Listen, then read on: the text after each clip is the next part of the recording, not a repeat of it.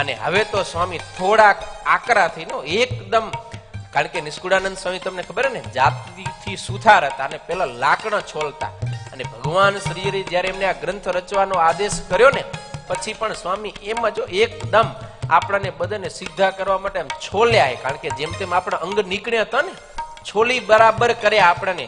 એટલે સ્વામી હવે એના બીજા પદની અંદર તો બહુ અદ્ભુત વાત બતાવે છે કે તમે ગમે એમ કરશો પણ વચન લોપીને તો ક્યારે સુખ મળવાનો નથી.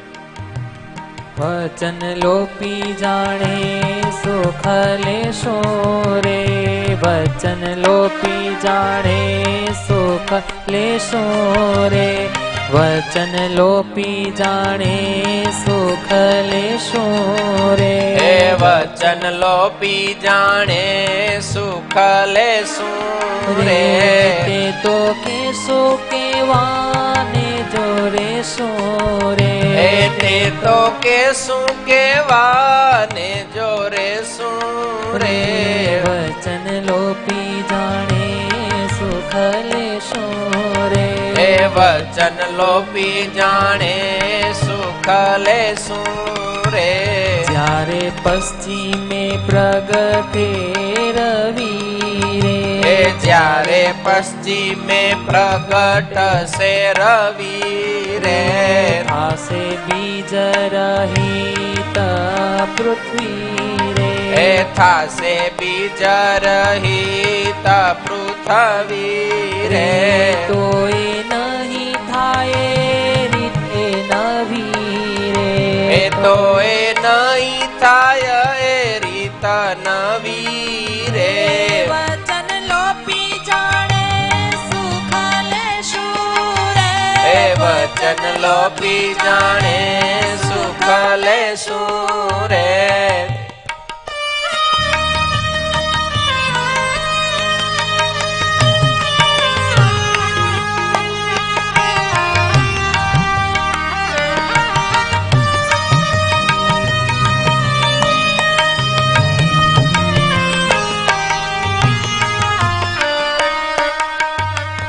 નિષ્કુળાનંદ સ્વામી કહે કે ભગવાનના વચન લોપીને કદાચ કોઈ એમ માંડે કે અમે સુખ લઈ લેશું, તો નિષ્કુળાનંદ સ્વામી કહે કોઈ કાળે વાત શક્ય બનવાની નથી.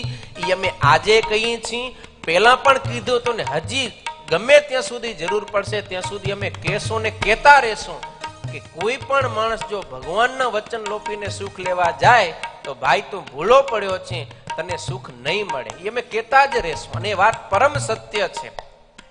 કદાચ નિષ્કુળાનંદ સ્વામી કે એવું બને, કેવું બને તો કે પશ્ચિમે પ્રગટ હશે રવિ. અત્યારે સૂર્ય કી બાજુ ઉગે છે?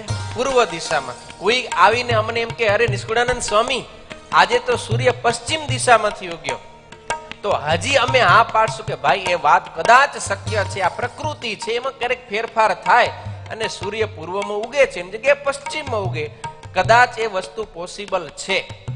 બીજી વાત બતાવે, થાશે બીજ રહિત પૃથ્વી. ધરતી હોય ને એમાં અનેક બીજ હોય, પડ્યા જ હોય, અને એનું પ્રમાણ છે કે જ્યારે વરસાદ પડે ત્યારે અનેક વનસ્પતિ ઉગી નીકળે છે. કેમ તો કે ધરતીમાં બીજ છે.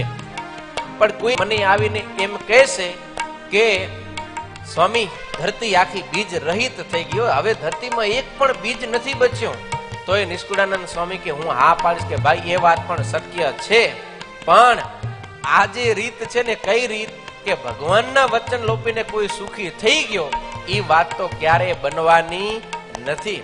આમાં તો સ્વામી ઘણા અહીંયા દ્રષ્ટાંત આપ્યા છે કે કદાચ અમને કોઈ આવીને એમ કહેશે કે આકાશના ફૂલડાની માળા થઈ, સ્વામી કે કહેશું ભલે થઈ.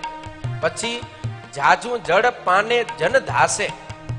જાજવાના જળ જોયા તમે? આમ રસ્તામાં હાલ્યા જાતો દૂર દૂર રોડ ઉપર પાણી દેખાય, માણસને તરસ લાગે અને કદાચ દોડીને જાય અને ઝાંઝવાના જળ પીએ અને એની તરસ મટી જાય. આવું પણ પોસિબલ છે, કદાચ થાય. ઈ વાત અમને મનાશે, પણ ભગવાનના આજ્ઞા લોપી અને કોઈ સુખી થઈ ગયો, ઈ અમને ક્યારેય સ્વામી કે મનાવાનું નથી.